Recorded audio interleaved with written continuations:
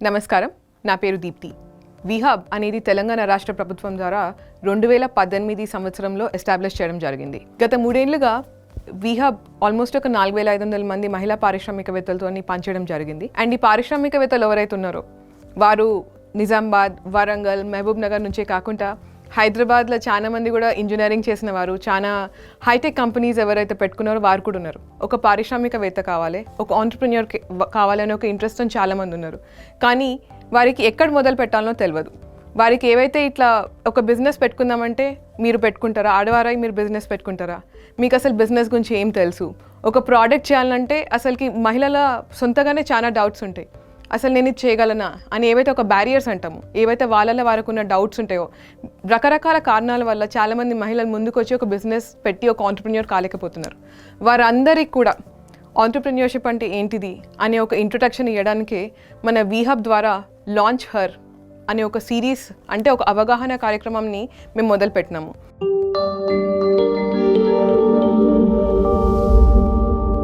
నమస్కారం, నా పేరు శృతి. నేను వీహబ్లో ప్రోగ్రామ్ మేనేజర్లా పనిచేస్తున్నాను. మీకు తెలిసినట్టుగా వీహబ్ ఎంతోమంది మహిళా పారిశ్రామికవేత్తలతో పనిచేస్తుంది. ప్రత్యేకంగా ఈ సిరీస్లో అసలు ఆంటర్ప్రినర్షిప్ అంటే ఏంటి, ఒక మహిళా పారిశ్రామికవేత్తకి ఎలాంటి అవగాహన ఉండాలి, వాళ్ళ బిజినెస్ని ముందుకు తీసుకెళ్లాలో దాని గురించి మనం మాట్లాడతాము. తర్వాత ఒక ఆలోచన ముందుకు ఎలా తీసుకెళ్ళాలి, దానికి కావాల్సిన మార్కెట్ రీసెర్చ్ ఎలా చేయాలో మనం చూస్తాం. మూడో భాగంగా ఒక బిజినెస్ని మనం ముందుకు తీసుకెళ్ళాలి అంటే రిజిస్ట్రేషన్ అనేది చాలా అవసరం. అసలు ఈ రిజిస్ట్రేషన్ ఎలా చేసుకోవాలి, దానికి కావాల్సిన పత్రాలు ఏంటి, అండ్ అలాగే దాని ఇంపార్టెన్స్ ఏంటో అనేది మనం ఈ సిరీస్ ద్వారా మీకు తెలియజేస్తాము. ఏ బిజినెస్ అయినా ముందుకు తీసుకెళ్ళాలి అంటే పెట్టుబడి అనేది చాలా ఇంపార్టెంట్. చాలామంది మహిళా పారిశ్రామికవేత్తలకు అసలు పెట్టుబడి ఎలా సమకూర్చుకోవాలో అవగాహన ఉండకపోవచ్చు. ఈ సిరీస్ ద్వారా మనం పెట్టుబడి ఎలా ఏర్పాటు చేసుకోవచ్చో చెప్తాము. అలాగే వాళ్ళ వ్యాపారాన్ని వాళ్ళు ఎలా స్థాపించవచ్చో కూడా నేర్పిస్తాము. ఒక బిజినెస్ స్థాపించడం ఒక ఎత్తు అయితే దానికి సంబంధించిన వ్యాపార ఖాతాలు అంటే అకౌంట్స్ మెయింటైన్ చేయడం ఇంకో ఎత్తు. చాలామంది మహిళా పారిశ్రామికవేత్తలకు దీని మీద కూడా అవగాహన ఉండకపోవచ్చు. దానివల్ల వాళ్ళు బ్యాంకర్స్ నుండి రుణాలు తీసుకోవాలన్నా ఎన్నో ఇబ్బందులు ఉంటాయి. ఆఖరిగా మీ బిజినెస్ని మార్కెట్లో స్థాపించడానికి అండ్ మీ బ్రాండ్ ఒక గుర్తింపుని పెంచుకోవడానికి మార్గాలు ఏంటో అనేది ఈ సిరీస్ ద్వారా మీకు తెలియజేస్తాము. నమస్కారం, నా పేరు ఐశ్వర్య. నేను వీహబ్లో ప్రోగ్రామ్ మేనేజర్గా పనిచేస్తున్నాను. ఇవాళ నేను మీకు ఆంటర్ప్రెన్యూర్షిప్లో 2 కీ కాన్సెప్ట్స్ నేర్పబోతున్నాను. ఒకటి ఫండమెంటల్స్ ఆఫ్ ఆంటర్ప్రెన్యూర్షిప్, అంటే దానిలో మనము తెలుసుకోవాల్సిన కీ పాయింట్స్ ఏంటి. రెండవది టైప్స్ ఆఫ్ ఆంటర్ప్రెన్యూర్షిప్. ఇది మనకు ఎందుకు ఇంపార్టెంట్ అంటే మనము ఎదగాలన్నా ఇది మనకి ఎప్పుడు మనకు ఒక సెన్స్ ఆఫ్ డైరెక్షన్ లాగా మనల్ని ముందుకు తీసుకెళ్తూ ఉంటుంది. First topic is fundamentals of entrepreneurship. ఈ టాపిక్లో నేను మీకు 3 కీ పాయింట్స్ చెప్తానండి, కీ కాన్సెప్ట్స్. దీనిలో ఫస్ట్ పాయింట్ అనేది పదాలు. మీరు చాలాసార్లు ఇతర ఆంటర్ప్రెన్యూర్స్తో అయినా, న్యూస్లో అయినా, లేకపోతే మనము ఈ మధ్య సోషల్ మీడియాలో అయినా ఇన్వెన్షన్, ఇన్నోవేషన్ ఇలాంటి పదాలు మీరు చాలాసార్లు మీకు వినిపిస్తాయి. కానీ చాలామందికి అసలు నిజంగా ఇన్నోవేషన్ అంటే ఏంటి, ఇన్వెన్షన్ అంటే ఏంటి అనేది అర్థం కాదు. సో నేను ఇవాళ ఫస్ట్ మీకు క్లారిటీ ఇస్తాను. ఇన్వెన్షన్ అంటే ఏంటి, ఇన్నోవేషన్ అంటే ఏంటి. ఫస్ట్ ఇన్వెన్షన్ అంటే కొత్తగా ఒకటి కనిపెట్టడము. ఇప్పుడు మనము ప్రపంచానికి కొత్తగా ఒకటి కనిపెట్టి ఇచ్చేది ఇన్వెన్షన్. ఇప్పుడు చార్ల్స్ బాబేజ్ మనకి 18th సెంచరీలో కంప్యూటర్ ఇచ్చారు, అది ఇన్వెన్షన్ అండి.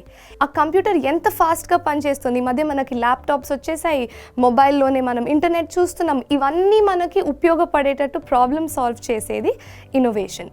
సో ఇన్వెన్షన్కి దానంతట దానికి ఎక్కువ వాల్యూ ఉండకపోవచ్చు, కానీ ఉన్న దాన్ని ఎలా వాల్యూ క్రియేట్ చేసి బయటికి తెస్తాము అనేది ఇన్నోవేషన్. దాని ద్వారా మనం ఒక సంస్థ పెట్టి అది నలుగురికి తెలియజేయడమే ఆంటర్ప్రెన్యూర్షిప్. సెకండ్ పాయింట్ ఏంటి అంటే మనము చాలాసార్లు ఒక వ్యాపారం చేద్దామంటే ఎలా అమ్మాలి, ఎలా డబ్బు సంపాదించాలి ఇలా ఆలోచిస్తామండి. అది ఆంట్రప్రెన్యూర్షిప్లో అంత మంచి స్కిల్ కాదు. అసలు మనం ఇది ఎందుకు పెడుతున్నాము, ఎవరి కోసం పెడుతున్నాము, దీనివల్ల ఎవరు అభివృద్ధి చెందుతున్నారు, దీన్ని మనం రేపు పొద్దున మన సొంత సంస్థని ఎలా అభివృద్ధిలోకి తీసుకురావాలి అనే ఆలోచన విధానం మనలో కల్పించుకుంటే అది అందరికీ బెనిఫిట్ అవుతుంది. థర్డ్ పాయింట్ అనేది మనము ఒక ఆడియన్స్ని తీసుకుంటే, ఫర్ ఎగ్జాంపుల్ మనము ఒక సర్టన్ టార్గెట్ ఆడియన్స్, ఈ ఒక 4 ఉన్నారు, వాళ్ళ కోసము ఒకటి మనము తయారు చేస్తే ఫస్ట్ వాళ్ళని సాటిస్ఫై చేసేటట్టు మనము మన సంస్థని లేకపోతే మన సేవని లేకపోతే మనం క్రియేట్ చేసిన ఒక వస్తువుని దాన్ని వాళ్ళకి తగినట్టుగా పెంచాలి. నేను ఫర్ ఎగ్జాంపుల్ వరంగల్ జిల్లా నుంచి ఒక చిన్న ఇన్నోవేషన్ చేసి ఒక చిన్న ఆంట్రప్రెన్యూర్షిప్గా నేను చేసి ముందుకు వెళ్ళాలి అంటే ఫస్ట్ నా చుట్టుపక్కల ఉన్న ప్రజలు దీనివల్ల ఎలా ఉపయోగపడుతున్నారు అనేది నేను ఆలోచించుకొని ముందుకు తీసుకెళ్ళాలి. చాలాసార్లు మనము అందరికీ అమ్ముదాం అనుకుంటాము. అది చాలా రాంగ్ కాన్సెప్ట్ అండి. మీరు ఒక టార్గెట్ ఆడియన్స్ని చూస్ చేసుకొని వాళ్ళ కోసమే మీరు దాన్ని డిజైన్ చేసి ముందుకి తీసుకెళ్తే దాని తర్వాత మీరు ఇంకా 4 గ్రూప్స్కి తీసుకెళ్ళచ్చు. కానీ మీరు అందరినీ సాటిస్ఫై చేసేటట్టు ఏది మొదట్లోనే మీరు చేయలేరు. సో మీరు ఐడెంటిఫై చేసుకొని ఏ గ్రూప్కి మీరిచ్చే పరిష్కరణ లేకపోతే మీరు ఇచ్చిన ఆవిష్కరణ ఎలా ప్రాపర్గా వాళ్ళకి కనెక్ట్ అవుతుంది అనేది ఆలోచించుకొని మీరు ముందుకు వెళ్తే అప్పుడు మీరు ఎక్స్పాండ్ చేసుకోవచ్చు. మీరు తెలంగాణలో ఏమని చేద్దాం అనుకుని win in Telangana for Telangana. So అట్లా మీరు ముందుకు వెళ్ళాలి. ఇప్పుడు ఈ first concept of fundamentals of ఆంట్రప్రెన్యూర్షిప్లో నేను 3 టాపిక్స్ మీకు ఇవాళ చెప్పాను. ఫస్ట్ది ఏంటంటే పదాలు ఎందుకు ఇంపార్టెంట్, ఎందుకంటే మనకు కన్ఫ్యూజన్ ఉండకూడదు. మనం ముందుకు వెళ్తూ మనం ఏం చేద్దాం అనుకుంటున్నాం అనేది కన్ఫ్యూజన్ ఉండకూడదు. మనకి కరెక్ట్ అవగాహన ఉంటే మనం ఎంతో సక్సెస్ పొందుతాము.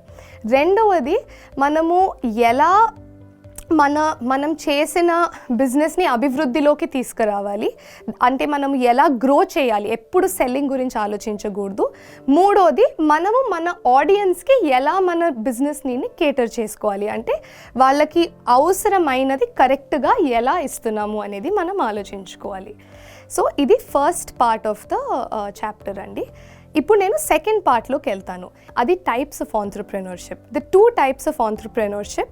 ఒకటి చిన్న మధ్య తరహా ఆంట్రప్రెన్యూర్షిప్, రెండవది innovation driven entrepreneurship. Small medium entrepreneurship ఎలా అంటే అండి అవి చిన్న మధ్య తరహా వ్యాపారాలు. అంటే అది మీ చుట్టుపక్కల కూడా మీరు పెట్టేసుకోవచ్చు, మీ లోకల్ మార్కెట్లో మీకు తెలిసిన వాళ్ళతో.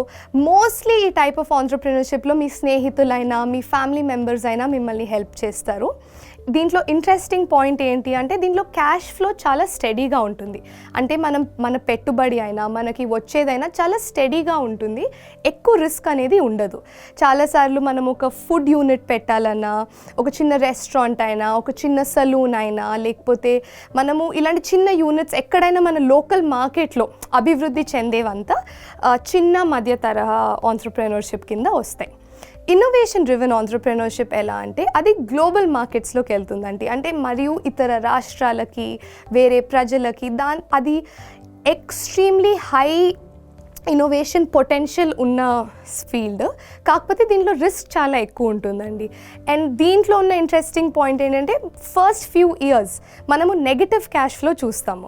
ఎందుకు నెగటివ్ క్యాష్ ఫ్లో చూస్తామంటే ఇది ఇలా పెట్టిన వెంటనే క్లిక్ అవ్వదు. మీకు పెట్టిన వెంటనే మీరు పెట్టిన పెట్టుబడికి మీకు రిటర్న్ కూడా రాకపోవచ్చు. ఇది స్లోలీ టైం టేకింగ్ ప్రాసెస్, కానీ ఇది క్లిక్ అవుతే ఎక్స్ట్రాడినరీ లెవెల్కి వెళ్ళిపోతారు. ఫర్ ఎగ్జాంపుల్ అమెజాన్ అండి, 8 ఇయర్స్ వరకు వాళ్ళు నెగటివ్ క్యాష్ ఫ్లోలో ఉండి సడన్గా వరల్డ్స్ లార్జెస్ట్ కంపెనీ, ప్రపంచంలో అన్నిటికన్నా పెద్ద సంస్థగా ఎదిగారు. ఇన్నోవేషన్ డ్రివెన్ ఆంట్రప్రెన్యూర్షిప్ ఎగ్జాంపుల్ ఇది. సో 2 మంచి టైప్స్ ఆఫ్ ఆంట్రప్రెన్యూర్షిప్.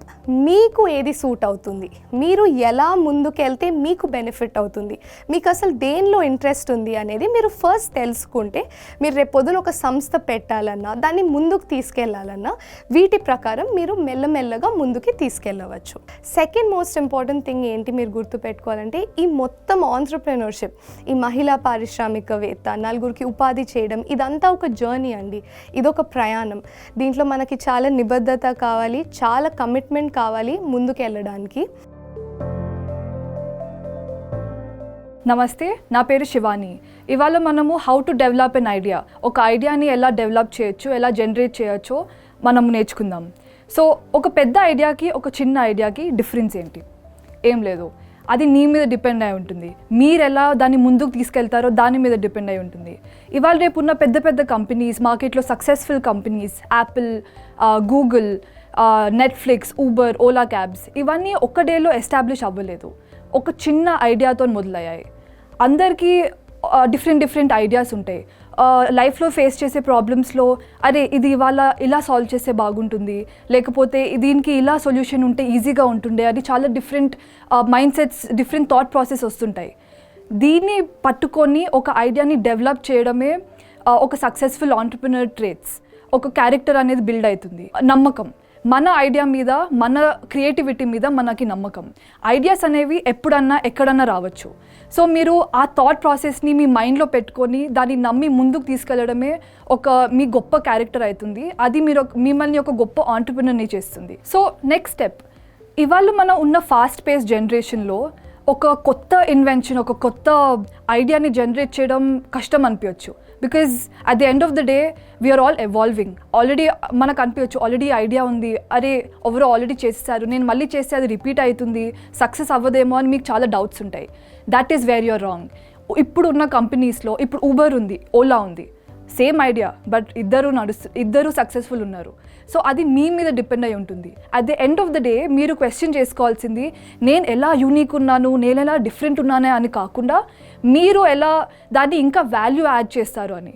మీరు యాజ్ అన్ ఇండివిజువల్ మీ రిసోర్సెస్, మీ నాలెడ్జ్, మీ ఎక్స్పీరియన్స్ని దాన్ని ముందు పెట్టి మీ ఐడియాలో అది జనరేట్ చేస్తే అది యూనిక్గా స్టాండ్ అవుతుంది. రిసోర్సెస్, వేరే వాళ్ళ దగ్గరికి వెళ్ళి మాట్లాడండి, brain Storm about it.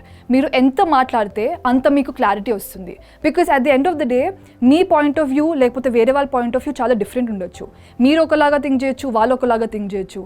So మీరు ఒక దగ్గర కన్ఫైన్డ్ అవ్వకుండా వేరే వాళ్ళ ఒపీనియన్స్ కూడా మీరు కన్సిడర్ చేస్తే అది ఒక స్పెషల్ క్యారెక్టర్, ఒక స్పెషల్ ట్రేట్ అవుతుంది మీ ఆంటర్ప్రినర్ జర్నీలో. And that is a very important trait. So skill development అనేది ఎప్పుడూ ఎవ్రీడే నేర్చుకుని ఉండాలి. ఎందుకంటే మీ దగ్గర ఎన్ని డిగ్రీస్ ఉన్నా, ఎంత వర్క్ ఎక్స్పీరియన్స్ ఉన్నా, every day is a learning process. నాకేం తెలీదు, ఇంకా నేను నేర్చుకోవాలని ఆ తపన ఉంటేనే మీరు యాజ్ అన్ ఆంటర్ప్రినర్ ముందు సాగగలుగుతారు. So next step, market research. So market research గురించి మనం ఇంకా ముందు నేర్చుకుందాం వేరే సెషన్స్లో. అసలు థింక్ చేసేటప్పుడు కస్టమర్స్ని ఎలా టార్గెట్ చేయాలి, ఏ మార్కెట్లో వెళ్ళాలనేది ఇంకా మనం ముందు నేర్చుకుందాం. బట్ ఇప్పుడైతే just to understand a little better మార్కెట్ని ఎలా అనలైజ్ చేయాలి అని. సో జస్ట్ క్రిటికల్ థింకింగ్ అంటే ఇప్పుడు ఆల్రెడీ ఉన్న స్టార్టప్స్ ఉంటాయి, ఆల్రెడీ ఒక సక్సెస్ఫుల్ స్టార్టప్ ఉండొచ్చు, లేకపోతే ఒక ఫెయిల్డ్ ఆంటర్ప్రినర్ ఉండొచ్చు. ప్రతి ఒక్క కార్నర్ దగ్గర you can learn anything. So ఒక ఫెయిల్డ్ ఆంటర్ప్రినర్ దగ్గరికి వెళ్ళి కూడా మీరు వాళ్ళ థాట్ ప్రాసెస్ అర్థం చేసుకోండి, స్టడీ చేయండి. వాళ్ళ దగ్గరికి వెళ్ళి డైరెక్ట్గా మాట్లాడాల్సిన అవసరం కూడా లేదు. జస్ట్ మీరు ఆ ప్లేస్లో ఉంటే మీరు ఎలా థింక్ చేస్తారు, ఎందుకంటే మీరు ఎంత మిమ్మల్ని క్వశ్చన్ చేసుకుంటారో అంత మీకు క్లారిటీ వస్తుంది, అంత you'll understand the whole concept. పైన చదివేసి వెళ్ళి చేసేద్దాము, ప్రాఫిట్స్ వచ్చేస్తాయి అంటే ప్రాబబ్లీ అప్పటికప్పుడు రావచ్చు. బట్ మీరు ఒక ప్రాబ్లం ఫేస్ చేసినప్పుడు you will not understand how to face it. So అది ఫేస్ చేసే ధైర్యం రావాలి అని అంటే you need to know everything in and out. So మీరు ఎలా ముందుకు తీసుకెళ్తారు, మీరు ఎంత కష్టపడతారు, ఎంత హార్డ్ వర్క్ పెడతారు మీ ఐడియా మీద, అది that depends on you. So next step, creativity. చాలా simple idea. At the end of the day అందరిలో ఆ క్రియేటివిటీ, ఆ కాన్సెప్ట్ అనేది అందరికీ ఉంటుంది. బట్ ఇట్స్ నాట్ సంథింగ్ నువ్వు గూగుల్ చేసేస్తే లేకపోతే మీరు ఎక్కడైనా చదివేస్తే వచ్చేసేది కాదు. అది ఇట్స్ వెరీ పర్సనల్. మీ ఐడియాలజీస్, మీ ఆబ్జెక్టివ్, మీ విషన్ అండ్ మిషన్ మీద ఉంటుంది అది. సో ఈ క్రియేటివిటీ అనేది బయటకు ఎలా తీసుకురావాలి, లైక్ అది మీ లోపల ఉందని తెలుసు, but how, what is that one point that inspires you. మీకు at the end of the day back to question 1, మీకు ఎక్కడైనా ఇన్స్పిరేషన్ రావచ్చు. So write it down. మీకు ఎంత పొటెన్షియల్ ఉందో మీకు తెలీదు. మీ లోపల మీ ఐడియాస్ మీద, మీ థాట్ ప్రాసెస్ మీద at the end of the day మీరు బ్యాక్ వెళ్ళి చూసుకుంటే, రైట్ ఇట్ డౌన్, మీకు తెలుస్తుంది మీకు ఎంత పొటెన్షియల్ ఉందో. ఒక చిన్న ఎగ్జాంపుల్, చాలా ఇయర్స్ క్రితం 1904లో యాక్చువల్లీ ఒక చిన్న ఎగ్జిబిషన్. అక్కడ ఒక చిన్న ice cream stall, very simple life, just ice creams అమ్ముతున్న ఒక పర్సన్. అండ్ అక్కడ ఐస్ క్రీమ్ కప్స్ ఉంటాయి కదా, సో ఐస్ క్రీమ్ కప్స్లో he was serving. And because rush చాలా ఉండడం వల్ల కప్స్ అయిపోయాయి. So he had 2 options. అప్పటికప్పుడు వెళ్ళి ఇంకా కప్స్ తెచ్చుకోవడం విచ్ వాజ్ నాట్ ఫీజిబుల్. అప్పుడు ఆ టైంలో ఆయనకి టైం దొరకలేదు. అండ్ సెకండ్, మొత్తం షాప్ క్లోజ్ చేసేసి మళ్ళీ బ్యాక్ ఇంటికి వెళ్ళిపోవడం. But he didn't do any of it. He chose a different option. He chose an innovative option. He thought of solving the ప్రాబ్లమ్ని ఎలా సాల్వ్ చేయాలని ముందుకెళ్ళాడు. So you know what he did? Waffles అని అంటారు, మీకు తెలుసా? ఇట్స్ మేడ్ ఆఫ్ పిండితో చేస్తారు, రోటీ లాగా ఉంటుంది. జస్ట్ చాలా సింపుల్గా అప్పటికప్పుడు అవి తయారు చేసి రోల్ చేసి దాంట్లో ఐస్ క్రీమ్ పెట్టి ఇచ్చాడు. అప్పుడు నేను ఫెయిల్ అయిపోతే ఎలా, నా ఐడియా సక్సెస్ అవ్వదేమో, ఇవన్నీ ఏం థింక్ చేయలేదు. He was just solving the problem. That is what you're suppose to do. మీరు చేయాల్సింది కూడా అదే. జస్ట్ ఒక ప్రాబ్లమ్ని సాల్వ్ చేసే మెంటాలిటీతో మీరు ముందుకెళ్తే తిరుగు ఏముండదు. You will obviously succeed if you go for it. Saying that ఒక సొల్యూషన్ పర్ఫెక్ట్ కాదు.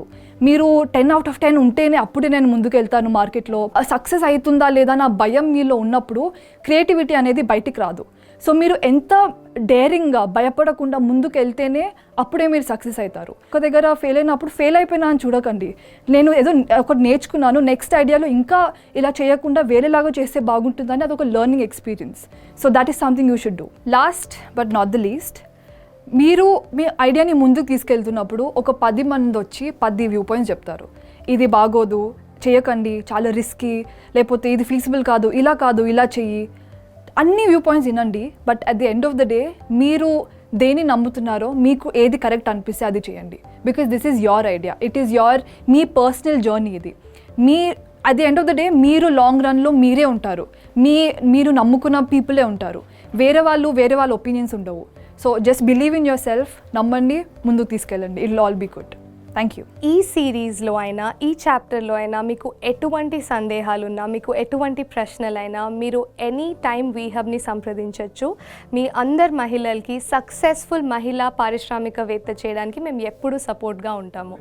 ఎన్నో ఐడియాస్కి వెళ్ళి ఒక ఐడియాని తీసుకొని ఒక మంచి మహిళా పారిశ్రామికవేత్తగా అయ్యి వారితో పాటు చుట్టూన్న వారికి కూడా ఉపాధి కల్పించే ఒక మంచి రోల్ మోడల్, అంటే ఏంటంటే ఒక మార్గదర్శకురాలిగా నిలుస్తారని సమాజంలో మేమందరం కూడా కోరుకుంటున్నాం.